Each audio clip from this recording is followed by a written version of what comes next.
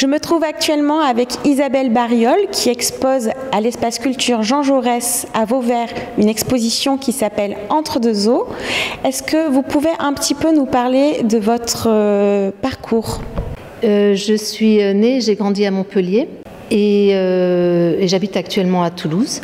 Alors j'ai fait des études d'architecture à l'école d'architecture de Montpellier et j'ai exercé le métier d'architecte un certain nombre d'années avant de me consacrer complètement aux arts plastiques autour des années 2000. Est-ce que vous pouvez nous parler un petit peu de votre travail actuel, de ce que vous nous montrez à l'espace culture ?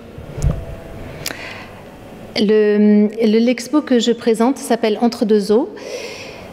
C'est vrai que c'est en lien avec le territoire camarguais qui a une identité très forte. Et c'est vrai que c'est un peu une terre de l'entre-deux, entre mer et ciel, entre eau salée et eau douce, entre les deux bras du Rhône, etc.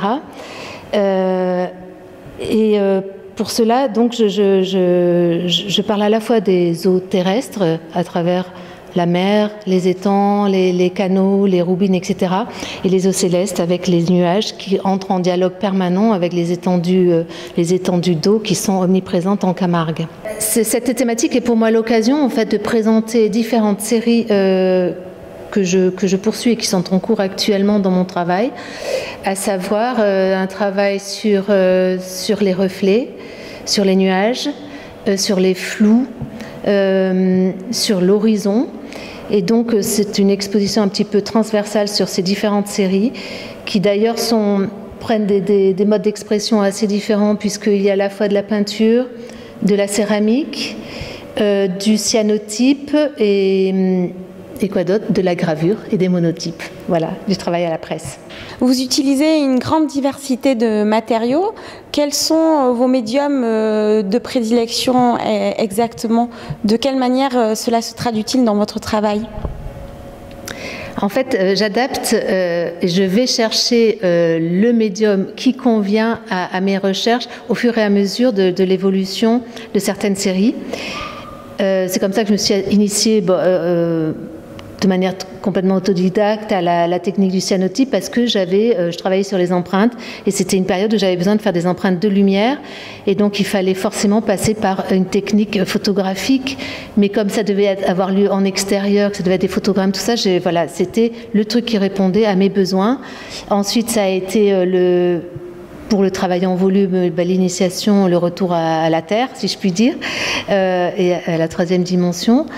Et à chaque fois, comme ça, en fait, à chaque étape, je vais chercher une technique artisanale ou un savoir-faire pour servir une série ou une recherche en cours. On trouve beaucoup d'éléments naturels dans votre travail. Quel est votre rapport à la nature ? Après un temps de quelques années de travail en atelier, d'initiation autodidacte aussi à la peinture, j'ai éprouvé le besoin de sortir dans la nature. C'est là que j'ai développé les séries empreintes et entre là, c'est des séries sur la mémoire et sur l'écriture végétale. Plus tard, donc, je me suis initiée à la fois à la gravure et à la céramique. La gravure, le travail à la presse étant directement issu de mon travail sur la trace, puisque c'est quand même l'outil dédié pour travailler l'empreinte. Et la céramique, c'est un petit peu un retour au volume. Et depuis, je travaille un peu moins les matériaux végétaux et un peu plus les minéraux, comme dans cette accumulation de nuages sur montagne, des galets, des céramiques, des pierres ramassées à droite, à gauche.